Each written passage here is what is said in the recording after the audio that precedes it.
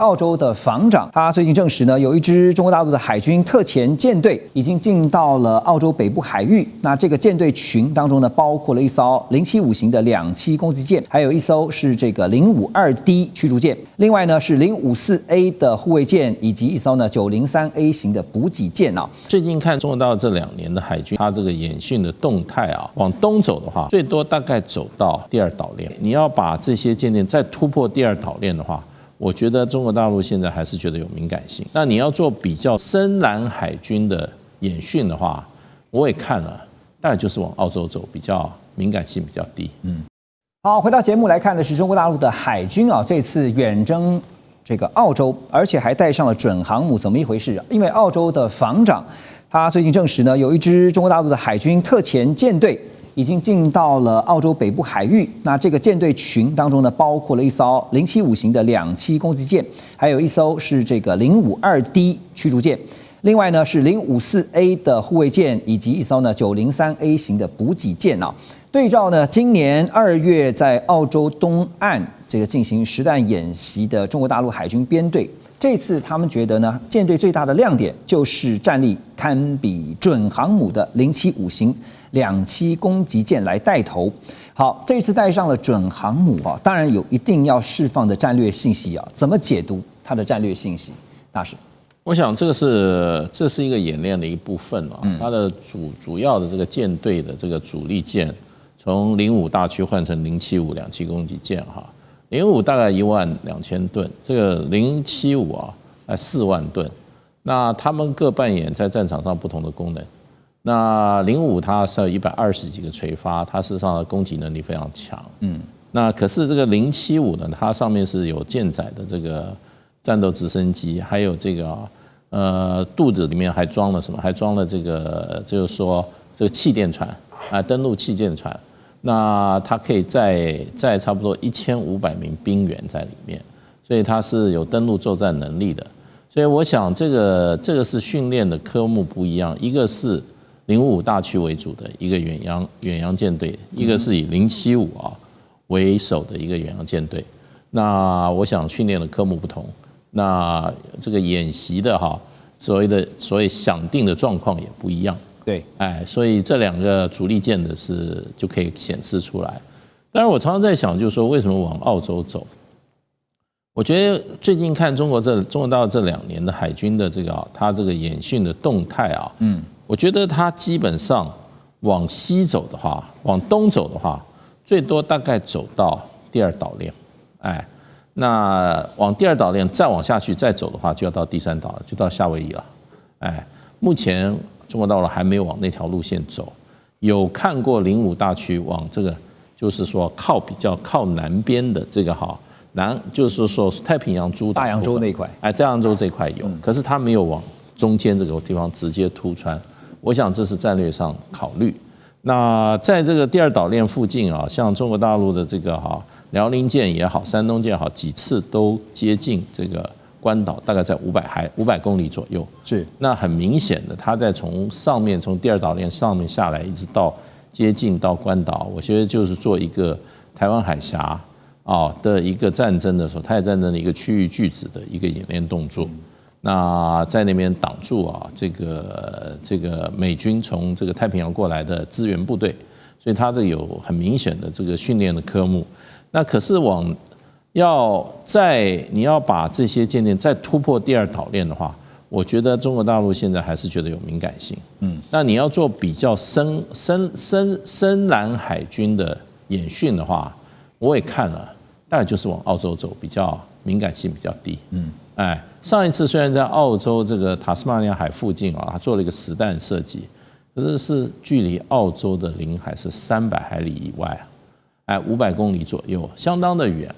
所以他出来演训，他一定有实弹射击科目了。那现在又一次往澳洲走，我觉得这个就是你比突破第2岛链往第3岛链，美国的第3岛链突进的话，它目前的敏感性是比较小。比较起北边的这样的一个路线的话，往南往这个大洋洲这边、澳洲这边的话，敏感性确实是相对来讲低得多那当然，这个也有媒体报道说，这一次呢，看到整个中国大陆的编队群组堪比，就是说也做了一个比较，战力的比较，说堪比是一整个澳洲海军的这个军力啊。当然，我们常常讲说，海军的战力不是只是看数量，看这个简单的，就是可以做一些比较，但确实在阵容上面看得出来说，这支中国大陆的航母，不是这个整个舰队的编组群啊，是有它的一定的规模的。那针对这件事情呢，澳洲的外长啊黄英贤也表示说，中国大陆呢目前正在更频繁地把他们的军事力量投射到更广大的太平洋地区，而中方呢继续通过经济还有安全手段这些方式增强他们的战略影响力，而且越来越频繁地在澳洲周边的这些区域呢展现军事力量。而针对这样的威胁，美国的 USNI News 啊也报道说，川普表示根据 AUKUS 的协议啊，会让澳洲呢从2030年开始取得5艘维吉尼亚级核动力的攻击潜舰。那其中呢，澳洲已经确定要买1艘全新这个全新的，包括还有2艘现役3艘，一共3艘潜艇。那2艘是现役的，1艘是全新的，所以呢要加强它的核动力的潜艇的战力。那美国海军部长费兰也强调说呢，美英轮调前舰部队将会从2027年开始要进驻到西澳，希望能够强化印太地区的力量投射。所以现在回到这个美国跟 AUKUS 之间的这个协议哈，那我要问的是说 ，Russ 觉得有办法在短期之内补足澳洲现在需要的武装力量吗？短期之内是很难啊，除非美国跟英国自己调他们自己的要有巡弋，对不对？力量到那边去。但是这些潜艇按照所有的新闻跟相关规划，需要很长时间才会拿。我说这个核动力的潜艇真的需要很长时间了，那这个大家都知道了。对，那川普会不会愿意调大力量的美军能力到那边去，目前是一个问号。但是有没有必要的问题，是不是？其实有这个必要了。如果中国这个动作这么频繁的话，澳洲身为美国的盟友，美国应该要这样做。但是川普会不会愿意，那是另外一个问题了。但是不得不说，虽然难听一点，英国的能力真的不足了，这个大家也知道了。他们对国防投资真的在过去20-30年真的是走得很低了。然后最近换首相好几次了，而且每次新首相上任的时候会说：“哦，我们国防投资会提升啊。”结果发生什么呢？他们会发现他们国内不管是医疗系统或其他的议题是更重要的，所以我真的是觉得就是很难这个解决这个问题，澳洲很难依赖英国，只能依赖美国了。所以听到澳洲的耳里的话哈，除了美国可以靠以外，这个英国就像你讲的不用奢想了哈，那就口惠而不实啊。那短期你觉得应该说，在可见的这些时间内，美国要怎么样在这段时间先强化澳洲自己的一些防御的能力呢？唯一的办法就是，比如说，不管是海军陆战队，因为已经在澳洲有固定的这个人数啊，那也可以增加了，或者美国的海军海军相关海军。不管是潜艇、船等等，也可以多访问澳洲。美国的战机也是可以。但是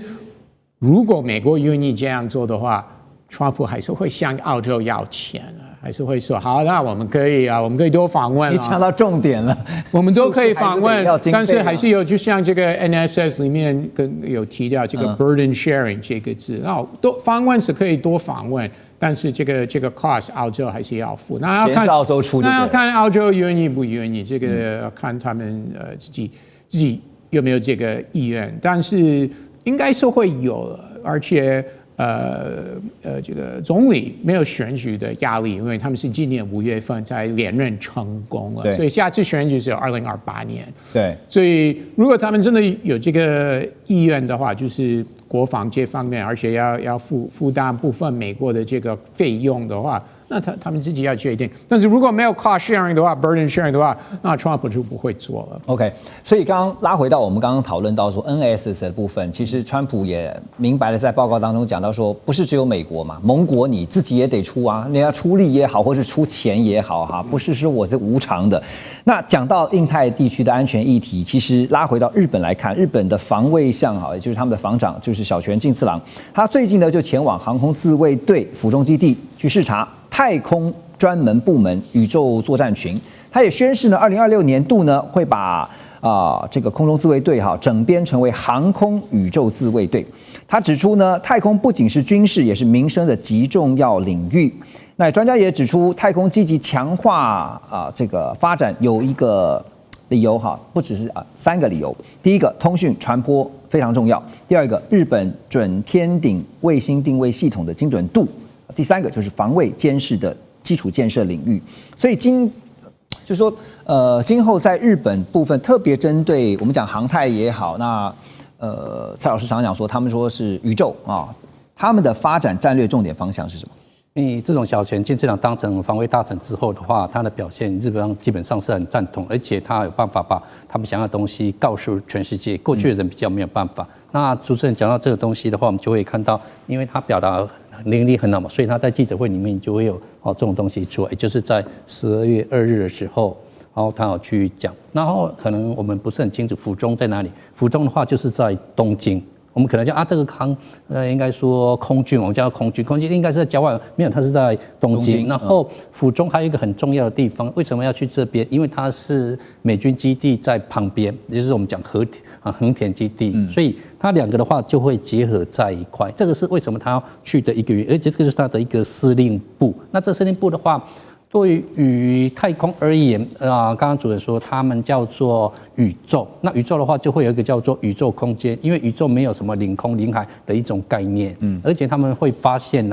现在的中国大陆或是说俄罗斯，他们对于破坏卫星的能力也还蛮强的。日方的话已经有开始担心这个方面的，对，所以他们也希望说这样的能够去发展。万一我们的宇宙被破坏的一个情况是什么？但如果说单纯从商业的角度去讲的话，我们现在的网络啦，除了海底电缆之外，很多就是宇宙，因为他们有注意到。SpaceX 的老板 Starlink 就是从宇宙上面，他们就发现像马斯克在乌克兰战争的时候，Starlink 好像就帮乌克兰救了不少人那种感觉，这也是他们要去做的。所以宇宙等于是一种商业，并不是只有是在军事而言，这是他们现在所看到的。所以这个可预见的未来，就是不是只争夺在地球的这个领域还要在 out of space， 就是在宇宙太空。等一下回来，这些讲到的东西都跟科技有关。好，回到节目，刚才我们特别谈到了中共军方的重要的异动在武器方面呢，现在最重要的进展就是最近大家看到即将成军的福建舰。那根据央视新闻的最新报道呢，说这个歼15T、歼35还有空警600 3种这个舰载机呢，已经在福建舰上成功的完成了弹射起飞还有着舰的训练显示出的是福建舰已经具备电磁弹射还有回收的能力，已经达到服役可以需要的条件。福建舰未来预计呢会和山东舰共同部署在海南岛，要强化中方在南海这边的战略投射能力。另外也看到了中国大陆的军事专家张军社，他强调，他认为其实现在的航母还不够，因为他认为呢中方至少需要6艘航母才能够确保呢2到3艘随时维持战备状态，因为航母让美方也是如此333的一个原则。好，所以这个现在看到是福建舰。那么特别已经完成了相关的3种舰载机的这些起降的训练那也提到了，因为最近大家在想着说，中美两军的这种，我们讲说不是只单看武器还要看整个他们的战略跟他们现在光是在武器上面。我特别想问的一件事情，林老师，歼35因为看到报道上面是说。据称3天就可以制造出一架，然后呢，中方你觉得现在要达成他们的6航母的这样的一个战略目标，这个计划大概会需要多少时间呢？第一个我们要先想的是，它为什么需要6艘？那6艘的话，我们先说它可能在这个大连在这北部这个战区有1艘，好，南部这个我们讲在这一个南海这边也有1艘，然后的话呢，今天在外海，它可能有一艘要长期在外面巡弋，可能也会需要一艘。然后再来呢，你平常要入港要去大修，要有一艘要在维修，然后再来有一个可能是训练，然后再做一个准备，或者另外一艘也在外海，所以其实它基本上要去达成战力，一般来说你至少要到5到6艘航空母舰。是，那今天的5到6艘的话，我们其实可以看到，目前我们接下来算是现在录影时间，我们2025年算是已经下半年10月要结束了嘛，所以然后现在应该快要有3艘的战力了，所以基本上我个人会认为，应该还要在个3年到4年的时间。它才可以去达成到5艘到6艘的一个战力。可是今天要去想的是，当我第6艘出来的时候，第1艘辽宁是不是已经可能就已经不是那么在第一线了？所以我个人会认为辽宁号它会走向的是担任训练舰的一个工作。所以其实这个是它目前的我们常说6艘航舰的一个战力的一个规划。那另外一个我们要看的是说，刚刚有说对这个南海局势可能会有一些影响嘛？福建舰最近来看福建舰现在的一个，与其说最近是在剑指台海，可是我们有时候要去想的是，打台湾或台海战争需要这么多航空母舰吗？可能有一点这个杀鸡用牛刀，或者用不太到嘛。所以其实今天为什么要5到6艘？除了台海之外，它更重要一点是要往南海，甚至是未来的太平洋这一边去发展。那这里的话，今天如果还有5到6艘，就不会是只有在南海局势造成变化。因为其实我们也要去看的是，今天我个人会认为南海只是它小试身手走出去的第一步。因为你如果只在南海的话，你要想的是南海周边的一些可能对中国来讲，它的一个假想敌啊，菲律宾啦、越南啦或其他这些国家，会需要用到航空母舰吗？这一块是他必须会去重新思考的。所以其实他今天有了航空母舰，他会的一个战略目标就不会是只有在南海这个地方，他还要在这走的更远。那另外的话我们另外一点要去想的就是说，今天的航空母舰，我们大家比较关注的是航空母舰这一艘船。可是要去达成战力，第一个就是舰载机，没有错，歼15T 啦，歼35啦，红警600啦，逐渐都出来了。可是另外一个就是你后面的补给，你的这一个他们说的是补给舰，大型补给舰有没有办法跟着航空母舰一起出去？同时，另外一个就是你的航空母舰旁边的护卫的一个舰队，整个战斗群，对，因为这一切就是因为我们要去观察的，因为我们看在6月的时候，它不是这个双航舰战斗群出去了那个第一岛链吗？到了这个甚至到西太平洋，出西太平洋，说图穿了第一岛链，图穿第一岛链在太平洋有一个大军演嘛。是，可是这个军演其实我个人会认为是现在解放军还在实验一个航空母舰的战术战法，也测试自己的能力。有一点是摸着石头过河，是因为一般来讲的话，过去可能是俄罗斯这个滑跳起降的这一种飞行的模式，它要走的是俄罗斯路线。但是它现在福建舰如果它是用弹射，它可不可以把它的作战模式改回到美国的 style、美国的战略？那今天它同时有俄罗斯的这种作战模式跟美国的作战模式，它这个十字路口要如何去调配？对，我会认为未来的话，可能福建舰它才会是一个走向我们讲决定版的航空母舰。对，因为这个滑跳的它毕竟只是一个过渡，所以其实我会认为，具体来讲，可能接下来在这个3到4年之间，数量冲起来没有问题，但是要彻底的一个形成战力，形成像美国这样的护卫舰啦，以及它的一个后勤保障能力，或者是在这个作战的模式上面，可能还会需要一些时间。对，而且成军下水之后，你要不断的透过演练啊，就像我们现在所提到说，福建舰他们已经在进行相关的演练了。而且你真的是可以想象，那个我记得前一阵子不是美国特别拉了到2个双航母的这个战斗群到中东去压阵嘛哈，所以双航母战斗群它是有一个战略上的必要的哈。好，除了加速福建舰成军之外，另外一方面也看到中方也在出手打击美军航母。特别在维修上的量能，怎么说？南韩10大财团之一啊，主要他们的业务是造船与军工的韩华集团。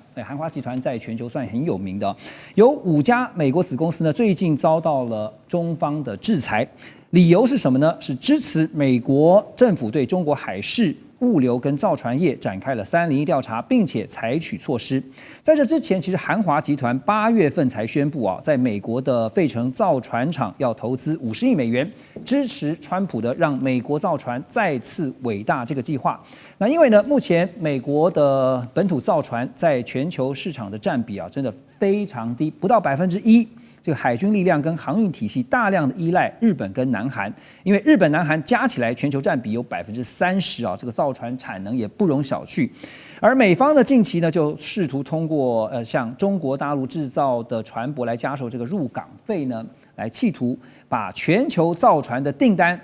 导向日韩，来削弱中国大陆造船业的国际竞争力。现在看到这个中方也不是吃素的，所以呢就干脆出手制裁。而且你会发现，最近中国大陆他们几乎是比照办理。美国常被管辖，我也常被管辖。美国呢，你就是封锁，我也封锁，哈，所以双方都在下毒手，哈。这场航运生死斗怎么看？第一个就是说，中国、韩国、日本占全世界这个 production shipping 大概是90%嘛，哈。那韩国大概是中国的 capacity 大概1半多一点嘛，哈。那美国当然就是说，只剩下5个 active 这个 shipyards 可以做这个海军相关的，是，可能15个可能是比较大型舰嘛，哈。当然台湾是比较可惜哈，就台积电到美国，让这个美国的 American Semiconductor Great Again， 可不像是韩国，到美国 American Shipping Great Again 就把汇率就从28降到15%嘛，哈。那当然就是说，这个大国的外交是很精准哦，基本上是个食人牙慧的东西，因为韩华的5家美国的子公司也好，跟中国根本就没有 trade relationship， 所以在这个中美的 Great Decoupling 以后也不可能，所以基本上是这个是一个很精准的一个打击啊。那当然，美国在韩国的这个帮忙下，可能就很快可以变全球第4名，就超越菲律宾哈。那至于美中之间的航运的问题的话，就以前是直接走太平洋，将来就是绕着走太平洋，但最终有可能就是从太平洋变大西洋，所以对整个 Indo-Pacific 来讲，最终不一定是一件好的事情，就是了。对，所以现在韩国摆明现在就是像您刚刚提到说，没有所谓的这个 decoupling 的问题哈，它摆明就是变成未来的美国造船的，好听一点讲是 partner 哈，但是呢，直接就是美国叫你帮忙做商船也好，特别是军舰也好哈，就是由韩国这边来负责，包括日本也是。好，那韩华集团呢，当然面对这个中方制裁呢，它还是必须要摆出一个态度哈，所以他也提出了一个反制作为啊，就是最近他们打算向菲律宾出售一款新型的反舰弹道飞弹，叫 CTM-ASBM 啊，这个打击范围呢可以达到160公里，并且呢要配备整合式的巡标器啊，可以精准瞄准海上所有的舰艇跟船只。研发预计会在2028年完成。那么这个刚刚提到这个弹道飞弹呢，反舰飞弹哈，跟韩华的 K239叫天凌啊多管火箭发射系统配套使用。哇，这个孝伟兄是专业，来带我们了解一下这个武器。这个东西其实是韩华集团蛮新研发的一款武器系统啊。那它的这个武器系统，其实也就是说，这整个系统来说，它其实有点像是美国的 HIMARS 系统。也就是说，其实美国因为自己本身 HIMARS 的这个系统产能也有限，而且现在要买的国家非常多，所以其实韩华某种程度来讲，它这个情况呢，它这款这个 CTM-ASBM 的这样一个飞弹，就有点像是这个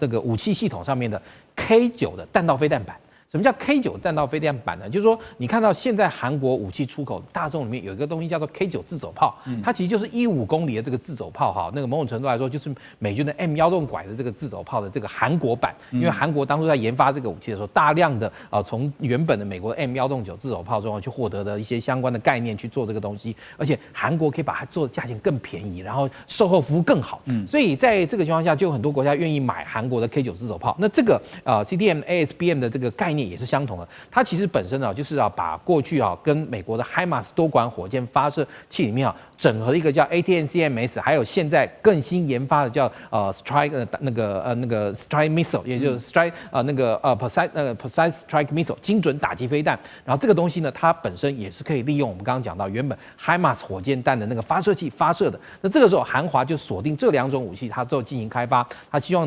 能够在2028年前把这2款飞机这2款那个火箭其实它说是火箭，其实它本身是这种弹道飞弹。第一个，它 ATACMS 就是炮兵那个火箭，但它其实射程已经到300公里了。那另外像那个精准打击飞弹，它射程更长，600多，等于说我今天菲律宾想要获得这种美国的这个精准导引武器呢，像这个不管是 HIMARS 跟 HIMARS 搭配这2款飞弹的话，但是第一，美国的产能可能来不及；第一，因为美国已经答应了很多国家了嘛，对。第二，好，美国货比较贵，好像比如说之前美国说要同意菲律宾购买这个18还20架的 F-16 Block 70，但对不起啊，菲律宾这个国家你知道软囊羞涩啊，美国说我可以卖给你，但对不起，我拿不出银子来把它那个真的买回去，结果他们选择了这个韩国的那个就是 T50 F50的这个战机，所以你就可以看到，对于菲律宾来讲，他现在是面对中国大陆在南海的这样一个军事威胁来说，他又希望能够快速获得能够跟中国大陆相抗衡的武器，又希望价格又要便宜。所以这个时候，韩华推出了这2款的这个那个精准导引飞弹，因为它其实也是依照美国这个 ATACMS 跟那个精准打击飞弹，做出了一系列的这样一个类似的这样一个炮兵飞弹。那这个飞弹可以让那个菲律宾拿去以后，短期之内具有大量可以吓阻解放军海军在菲律宾近海或者是菲律宾所宣称的他拥有这些南海的这些岛礁中这个部分呢，他希望能够借此吓阻到中国那个解放军海军力量。而且从这个菲律宾所现有的预算来讲的话，这韩国货当然比美国货便宜很多，对，是他负担得起的，这个是重点。对，所以韩华这次的这样一个动作，摆明就是针对着中国大陆的制裁而来。可是我要问的是说，后续效果是如何？来简单帮我们补充一下。这边的话，其实后续的效果会如何？我们其实要看的是说，你有了这些武器，可你的系统能不能跟得上？这个其实是刚刚其实我们在谈的，不管是解放军也好，美军也好，重点是你的系统。所以其实对于菲律宾来讲的话，你买了这些武器，但是你怎么用？而且说实在，现在在南海的一个冲突，对于菲律宾来讲的话，它不是只有在这个实际的开战，它很多是我们讲的灰色地带。所以其实它现在要把这武器拿来提升它的一个火炮这一块吗？还是把这些船把这些经费买更多的船？因为我们看到之前的话，南海不是这一个跟中国有很多的海上的一些交错吗？那边没有开火。所以其实，与其把这个钱放在这个提升它的这个火力，我个人会认为它现在比较多的可能是载台这一边要去把它提升起来。那另外一个，我们也看到，过去菲律宾不是没有钱，它也不是没有武器，可那武器放在那边久了就生锈，久了就保养没有跟上。这一块也会是去阻止它的一个作战的效率的一个原因，甚至是我们在看它之前在这个冲撞的一些画面里面，我们可以看到菲律宾的这些他们所谓的海警或海巡的这些船只，它的一些装备相对来说是有一点简陋，或许船体是日本还是什么很好，可它上面的一些冷气啦或者发电机啦，它上面的护卫是有限的，所以可能在这个水柱冲击上面，可能就会很快的有一些问题了。了解，所以其实这一些都会去影响到它的战力。欢迎大家继续回到《环宇全世界》，我们继续来关注的，刚才特别提到了美国，特别因应中东局势，现在呢，3航母呢准备要齐聚到地中海，就是在中东地区啊。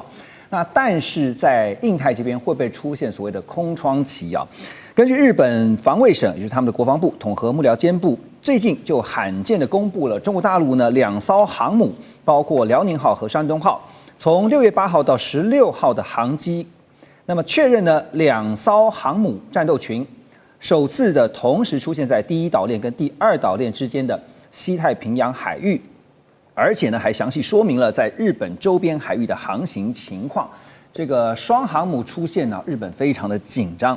辽宁号呢，并且在这个西太平洋海域一共执行了290次的战机与直升机的起降练习，山东号则累计有230次的起降操演哈。那接下来大家就在关注的就是哇，这个大陆的航母已经突破到了第2岛链，接下来会不会继续的朝向第3岛链来演练呢？邱老师怎么看？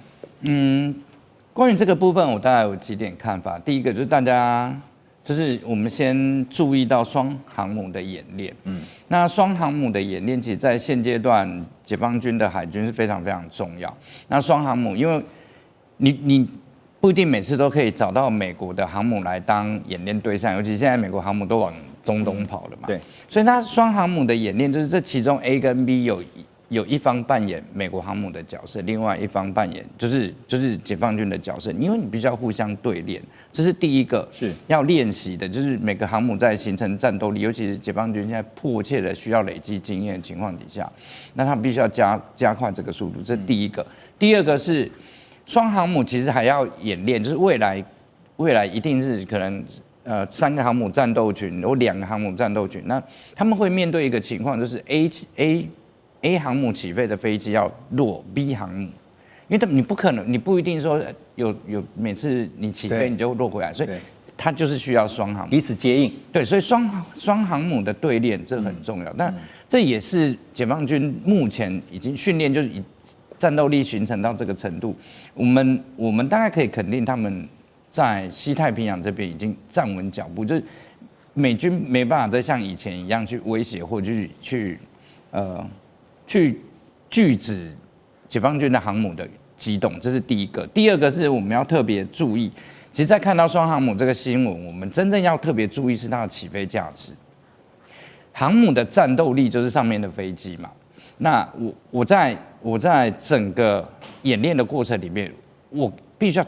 最大化的把我的飞机放出去。所以，航母战斗群有一种说法叫全甲板攻击。全甲板攻击就是我一口气把我所有的飞机通通放出去，全部出动。那在最短的时间给我的竞争对手制造最大的压力。那这个我们真正在看，其实在看这次的解放军的双航母出动，他们的起飞架次已经跟过去非常不一样，甚至有观察到一天单日的起飞架次已经达到90架次，这已经是美军的标准了，也就是表示这2艘航母上面的不管是操作的人员以及他的作战准备的能力，以及他面对实战压力的情况，基本上已经不会输给美国了。是。那这个才是我们真正要注意观察。那至于说第2岛链、第3岛链，我想特别讲的就是所谓的第1岛链、第2岛链，这个只是我们从我们的立场去看，好像真的有岛链这个东西，但是解放军从来没有承认有第1岛链、第2岛链、第3岛链这个东西，所以从我们的方向解读，它好像逐个。慢慢的往太平洋深处发展，但事实上，你航母就是要往太平洋深处发展。没错。所以，我必须要说，大家可能现在刚开始看到双航母突破第2岛链这样的情况，那我们要慢慢试着去习惯这样子的情况，因为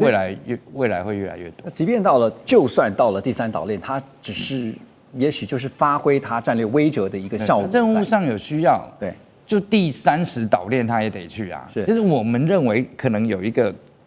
为主在那边，但事实上对航母战斗群来说，这东西不存在。那邱老师刚点到一个重点哈，就是我们还是要看门道哈，就是说航母的战力，当然就是看这个舰载机的起降的次数哈。你可以看到说，现在战力已经逼近了，这几乎是跟美军的实力是不相上下。那当然，随着这个大陆的航母突破岛链的封锁呢，今年3月份也看到中国大陆的055大区啊。他们同时也进军这个纽澳，而且进行实弹的军演。那么，随着解放军深入太平洋，现在位在南太平洋的一些深水港也因此水涨船高，因为他们有非常重要的战略地理价值。那除了所罗门群岛呢，跟中国大陆有签署了安全协议，还看到这个中国大陆企业呢建设了图拉吉军港之外，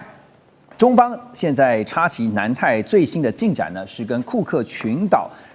签订了全面战略伙伴关系，这当中的内容包含了深海采矿、贸易、观光、基础建设，还有教育奖学金等等的领域，但暂时还不包含我们所现在提到的安全合作，但已经引发了纽西兰的强烈不满啊。现在当然我们讲说航母往外推，它必须要找到停靠的补给地点，所以舰队的补给基地会不会是中国大陆？尤其解放军海军在下一步的战略部署规划的重点，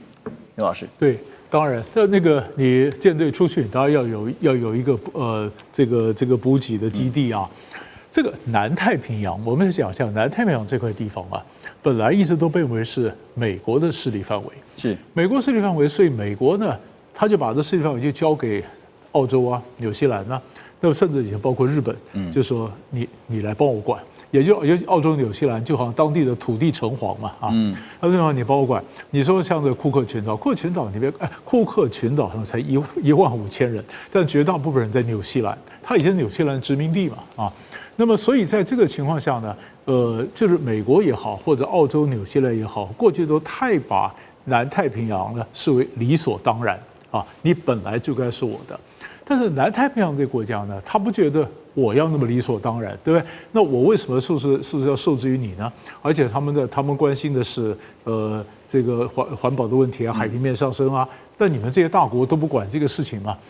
中国管嘛。中国愿意表示我会关心，然后这些国家就讲说，反正我要对付澳洲啊、纽西兰，我引进另外一个大国来平衡嘛。那对中国大陆来讲的话呢，南太平洋本来也是它布局的一个重点。你看，我们常讲中国讲的“一带一路”，“一带一路”你就讲说往南、往东南亚，事实上还有往拉丁美洲也是，往这个南太平洋也是。是，所以南太平洋也是它的布局的一块。不管你是补给啊，不管你是气象啊，不管你是卫星啊，你飞弹啊，这个势力范围，南太平洋是越来越重要，越重要。所以啊。以前俄罗斯也想伸手进来，但是后来没有成功啊。那现在中国当然是你说当地国家也需要你，然后你的地理位置也比较近，那所以中国大陆就进来了，所以美国才会紧张。所以以前拜登他会说啊，把南太平洋国家找到白宫来开个会哈。那南太平洋国家从来没想到会被请去当白宫座上宾，但是你这明摆的就是我先安抚一下，摸摸头嘛。对，摸摸头，但摸摸头以后，美国其实也没有很上心。所以你看，像澳洲这次工党的政府上来，他就说啊，我要非常重视南太平洋啊。那你看这次，当然库克群岛这是引起纽西兰的紧张。那纽西兰它的政策会不会改变？或者这整个南太平洋的一个大国的角逐，其实以后还可以慢慢来看。粗浅来看哈，您觉得包括纽西兰在内，那纽西兰或者是澳洲，实际上都是和南太是息息相关的，比较距离地理位置比较近的。可是，就连远在美国，刚刚您特别点到了一个重点，我听到了疏于管理啊，也认为是理所当然。那现在亡羊补牢来得及吗？是，所以他现在美国才在那边新设了外交单位啊，然后开始撒钱呢啊。你看，你不管你撒钱也好，你要怎么样重视这个环境的问题啊，或气候变迁，你要真的做一些事情。你不能就是一阵子一窝风以后，然后你没有做什么事情，那南太平洋国家晓得你就是玩我嘛，你就是你基本上就是说南太平洋国家当然也会想，表面上你说关心我，其实你在遏制中国嘛。你是拿我去遏制中国，你怎么关心我呢？对，所以你要证明，让人家证明说你真的关心我，这个关系才会夯实啊。这点出了美国的问题啊 ，Ross 啊，这个疏于管理，现在想要亡羊补牢啊。不过先由纽西兰方面出面哈，我们看到纽西兰方面是外交部发言人表示说，他们决定呢，要从6月暂停支付总共有1100万美元的援助资金给库克群岛，来表达不满哈，因为这笔资金呢是仰赖高度信任的双边关系。好，现在五眼联盟当中，纽西兰开了第一枪，但是我要问的是，有效吗？能够吓阻得了吗？这个以后才知道。但是的确，纽西兰这次这个决定，当然是引起所有的太平洋国家的关注，包含 Cook Islands。那么过去Cook Islands 跟纽西兰他们的关系是非常特殊，有点像美国跟3个太平洋国家的所谓的 Compact Free Association 自由联系条约。所以基本上 Cook Islands 的库克群岛，他们的外交政策必须要跟纽西兰商量才做下决定。那这次让纽西兰非常不满意是 Cook Islands 没有通过纽西兰，而首先就跟中国有达成所谓的什么协定，而且这些协定的内容很多还没有公开，还不知道内容到底是什么。所以纽西兰对Cook Islands 非常非常不满意。环球时报7月17号也报道说，解放军航母山东舰呢，这5年来已经成功的让多种型号，而且他们算了一下架次近万架次的舰载机安全起降。那么中国大陆的军事专家张军社就分析说，舰载机的放飞速度越来越快，这正说明了山东舰的舰载机部队已经实现了舰机人的高度融合。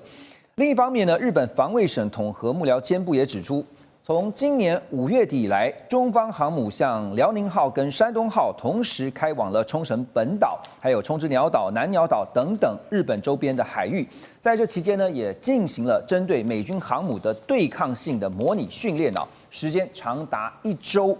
这个时候突然大篇幅的去报道说，山东舰的舰载机特别在起降训练是非常成熟，而且呢已经近万架次，主要是想要透露放出什么样的战略讯息呢？这个部分想先请教翁平。战略讯息其实很清楚，就是逐渐的解放军在训练上面已经逐渐成熟，当然还没有到完全，但是已经透过加速的训练，让这个解放军的实力越来越成熟，尤其是2艘航母同时并驾齐驱的出航哦。事实上，我们要知道，美国目前的航空母舰总共的数字是11艘哦，11条航空母舰。那11条航空母舰中间必须要扣掉，因为这些航空母舰事实上都年代久远了。尼米兹级是现在的主力航空母舰，但是尼米兹级目前呢，如果以它的年纪推算的话，它都超过40岁，将近40岁的年纪。事实上，它能够出航的时间，必须要回港的这个维修，都必须要盘算在内。因此，11条航空母舰事实上真的能够部署的大概是6到7条，而在每一个舰队，尤其台湾最关键的第7舰队，通常都是1艘航空母舰在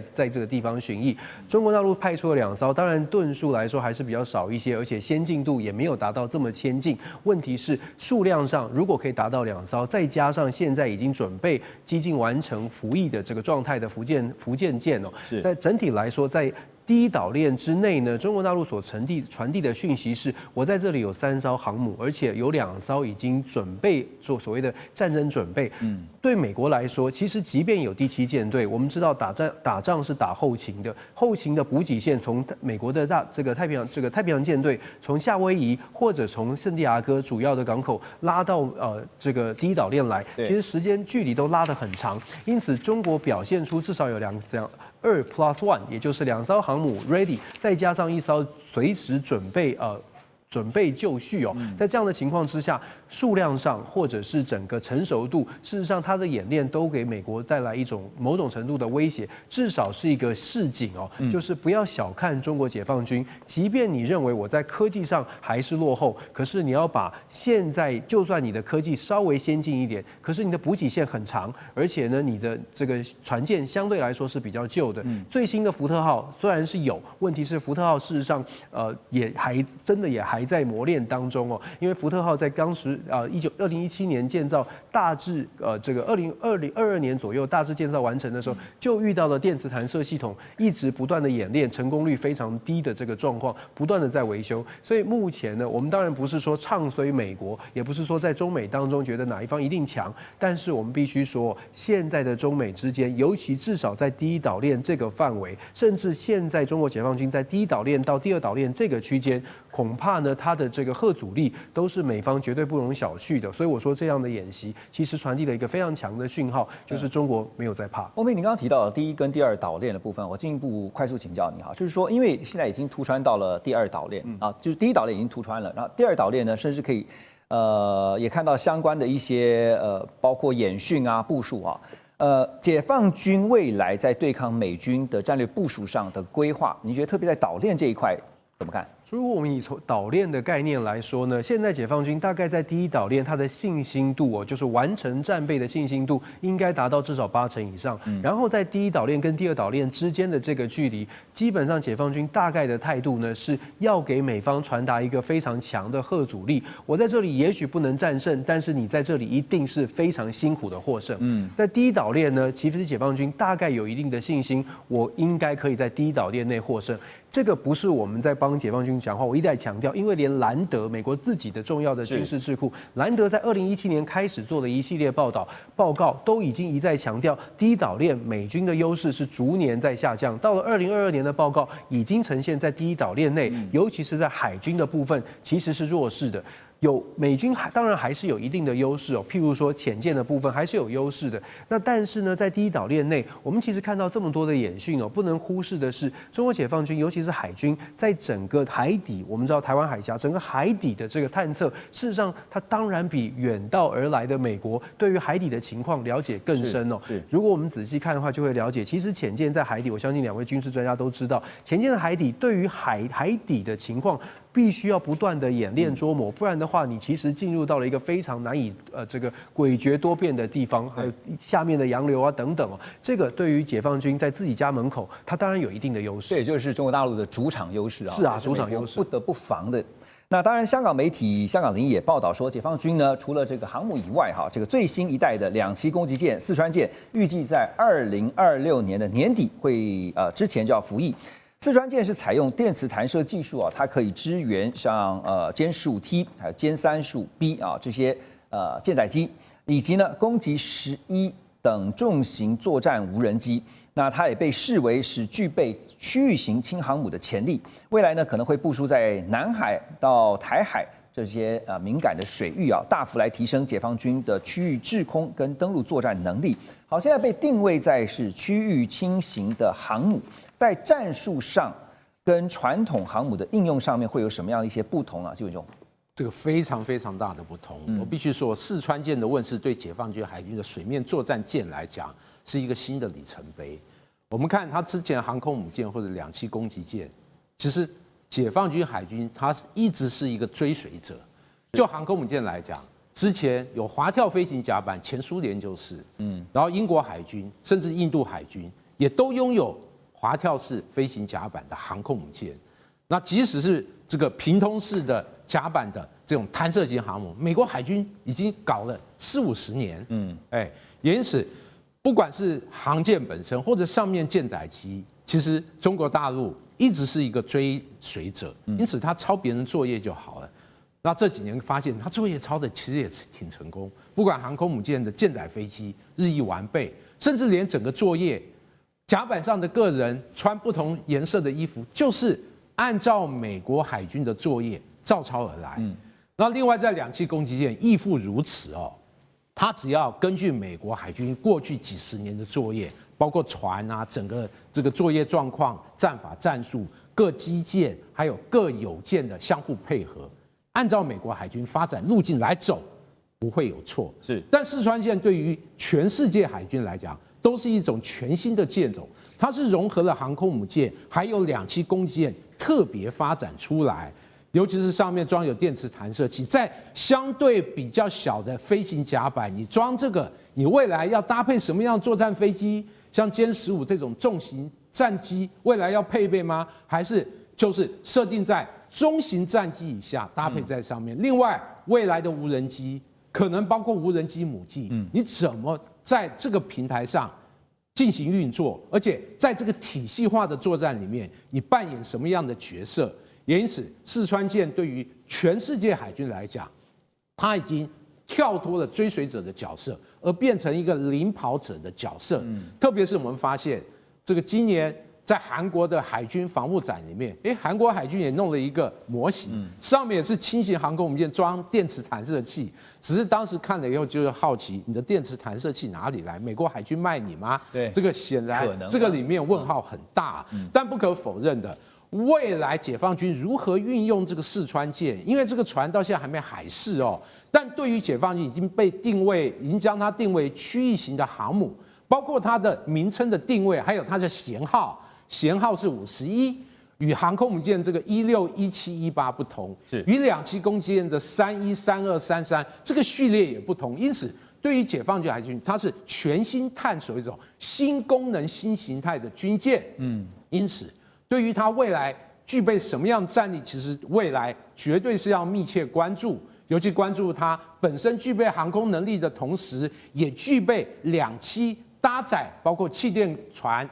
登陆艇这样的能力。而这样的一个角色如何有效这个丝滑的融合，这个对于解放军来讲，它是一个很大的挑战。毕竟后面的相关战法、战术和航空母舰的配合。和传统2栖攻击舰的配合如何进行衔接？这个对于它未来的相关战法战术来讲，都是需要积极的进行很大人力物力的探索。但不可否认的和绝对确信的，它对于第一岛链内整个制海制空，特别岛屿的控制权，它会发挥更强有力的作用。毕竟这个船功能那么大，而且它的发展潜力。赋予无限的想象空间。那以大陆目前这种军武科技大爆发的这个现实状况来讲，它确实对于相关国家，特别即使美国来讲，它的压力无疑是非常非常巨大。从这个纪文兄刚刚的分析啊，就可以看到，对照最近几次啊很重要的一些兵推，你就发现说，美军的舰艇，不管是航母也好，或者相关的水上舰，甚至是水下舰哈，它在这个第一岛链。的里面呢，恐怕都不是这个首选哈，都是远远的在旁边，都在外面啊。那当然，这个讲到了水上、水下综合起来的海上战力哈，我们要给大家看的一张图表，就是这个。C Today 他们所调查的，他们发现哈，这个特别是这张图表，当然就是在讲说印度变成是现在世界上这个第4强的这个整个海军的战力哈。但是你可以发现啊，前3名就是我们所熟知的，包括美国、中国大陆还有俄罗斯啊。现在中国大陆已经超前俄罗斯了。那我们要讲俄罗斯的是因为呢，俄罗斯他们只有1艘航母。刚才翁比也提到了，美国现在航母呢有11艘，那么中国大陆呢有3艘。俄罗斯呢有1艘，但是俄罗斯的消息报最近报道说，这个唯一1艘的航空母舰叫做库涅兹佐夫海军元帅号，它目前呢维修跟改造的工程已经全面暂停。那么太平洋舰队的前司令啊，这俄军这边的，他更是说呢，放弃维修是完全正确的决定，恐怕将会让这个航母呢变成这个废金属哈。好，那这个库兹涅佐夫号呢，它是建造于1982年啊，因为这个前苏联解体啊，它是长期处于闲置的状态，在2016年曾经短暂的参与叙利亚的战事。好，但是现在呢，又看到传出说要解体，要干脆就不要了，再进行维修了哈，恐怕就会使得俄罗斯变成一艘就是变成一个连1艘航空母舰都没有的大国啊。那这对于俄罗斯的海权会造成什么样的影响呢？李老师，这个刚才听到说，现在是太平洋，连太平洋舰队的司令呢，他都觉得说这个报废也没关系，那是不禁让人想起这个时空，回到那个1905年啊，这个日俄战争的时候，这个俄国大老远这个波罗的海舰队被日本歼灭以后，他几乎可以说他在远东或者说在世界上海权上，他已经是没有地位了哈，所以这是。对他海权力量哈，虽然实质上他是很务实的考量，但是他就是已经走出这个舞台，他已经不是主要的这个主角。但事实上，我们刚才也提到，就是说，他这航空母舰因为也蛮久，就是在1980年的时候就开始有。那事实上呢，俄国它应该说从苏联时期哈到现在啊，俄罗斯其实就他们自己的这个军事上的想定跟心理上，它也是属于冲击很大，因为。在1980年的时候，刚好就是发动这个阿富汗战争嘛。那时候，这个俄国还流行一句话：我们为什么要发动阿富汗战争？因为我们要到印度洋去洗我们的军鞋子。所以你没有这个航空母舰，你等于就是，就像我刚才提到，就是说你完全不会是在这个主要是，虽然你看刚才那个 table 写得很漂亮，排名世界第2、第3，但是你没有这个主战武器，它就是差异非常大啊。但是从另外一个角度这样讲哈，它也是没有办法，因为。我们刚才来宾也都有提到，就是说，因为建造这些航空母，现在不但是这个经济上的投入要很多，而且各式各样新型的这个航母啊，它所搭载的武器也不太一样。但事实上，其实俄国它很早以前它就是发展这个水下武力哈，就是潜水艇，它知道它这个部分它是追赶不上，还有它各种的战争的需求也不同。那我们这样讲哈，可是还是要值得注意的地方是这样，因为。这个航母它是不是可以作为一个海权力量的衡量哈？我个人是觉得还是要有所保留，因为美国它的这个海权力量之所以有那么多艘航母，跟它从2次世界大战那个击败日本，到后来发动这个越战到这个波湾战争等等，它是有一个历史上的因素啊，导致它有这么大的一个舰队啊。那当然它有很多实战的经验跟维修的能量啊。那大陆虽然现在有很多这样子的这个新型航母啊，这个我们不敢说像下饺子一样，但是它很实际的情况就是说它是缺乏实战，是，但是它有一个很大的就是说所谓的后发优势，它可以去研究前面，但是它前面也就只有美国，当然大陆它的这个战略想定也是不一样，因为它主要还是针对这个台湾，还有就是说所谓的这个打赢这个区域拒止的这个战争，所以这个变成说